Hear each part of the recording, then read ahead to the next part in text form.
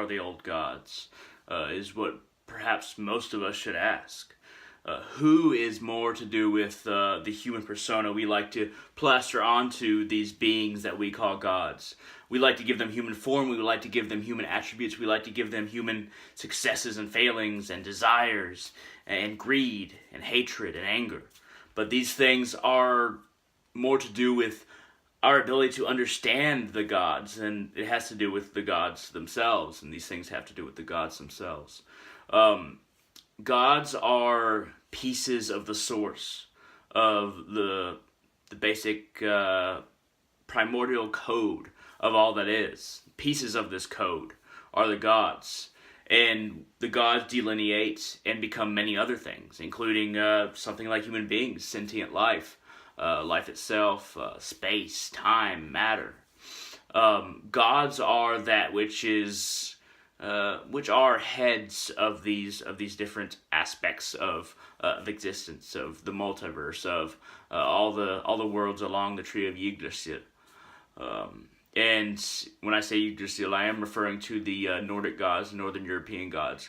But when I say old gods, I refer to all old gods, not the Middle Eastern monotheistic ideas of God, but the old gods that every tribal culture, every people, every ethnicity has and has recognized for time immemorial, for time before recorded history.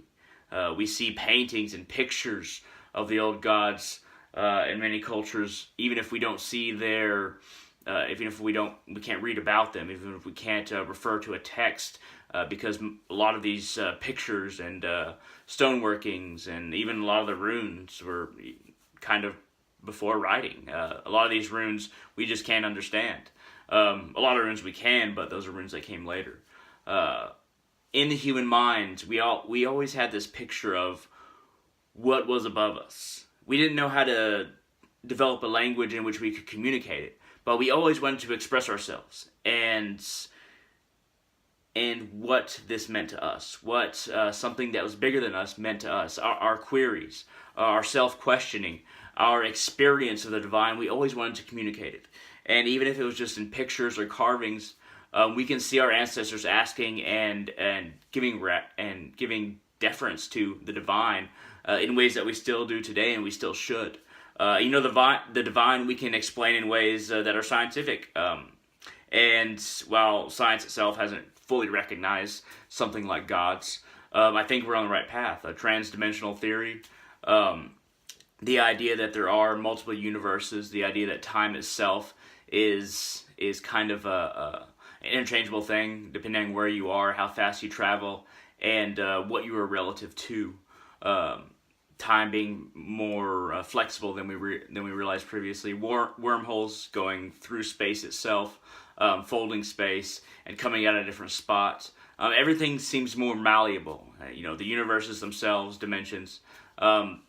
Everything seems more malleable as far as physics goes because we've learned to understand more of it, and we're just hitting the very surface of the aspects that we will come to understand about gods. Our ancestors certainly didn't know about physics or metaphysics or anything that had to do with the scientific method. They didn't understand experimentation on that level, but they still felt what was true. And I think that as we progress with the scientific method that we have now, and the theories that we have now, testing them out, we will find that our ancestors knew a lot more than we give them credit for, and they knew a lot more than most of us do nowadays. And that the monotheistic religions of the Middle East were a far more dogmatic and renaissance of ignorance. This may seem like a contradictory statement, but it was the bringing back of ignorance. Whereas most people who are monotheists in the sense of Middle Eastern monotheists, like Christians, Jews, Muslims,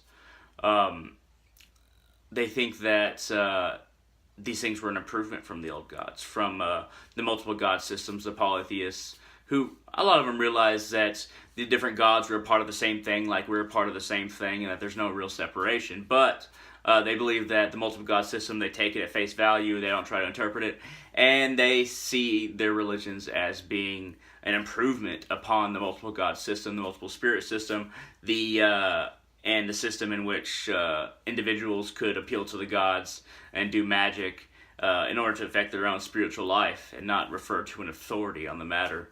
But they see their religions, the Abrahamic religions, as being an improvement on the old gods. But as we progress forward, we're going to find out that that is not the case. A lot of people are waking up to that fact now. And I don't have anything against Christianity or Islam or Judaism. I don't have anything against the Abrahamic religions. I just think, and mainly that's because most of the people in them are just deceived. And also that what they've become has much less to do with how they started than really just the dogmatic ignorance of people trying to control the different traditions that develop them over time and institute the rules now. How each of these religions started, they could have been part of the old ways, part of the tradition of the gods, the old gods. And it didn't really have to do with the scriptures that they became dogmatic or disapproving of gods. It had more to do with control. Each one of these Abrahamic traditions trying to control everything else and say, okay, your gods don't exist, your spiritual ideas are false, and they tried to gain a monopoly. That's what people in those traditions try to gain a monopoly, and that's what really set them apart into bringing the world down into a dogmatic ignorance and self-righteous identity for a lot of people that wouldn't have existed if everyone just accepted other people as having different gods. And that's how human beings were before the Abrahamic traditions for thousands and thousands of years, maybe even more. But the old gods, they are different for every single person, and that's okay. Nobody can tell you your relationship to the gods, whatever gods that you follow, whatever gods you recognize. Even if you don't recognize any gods at all, you're understanding.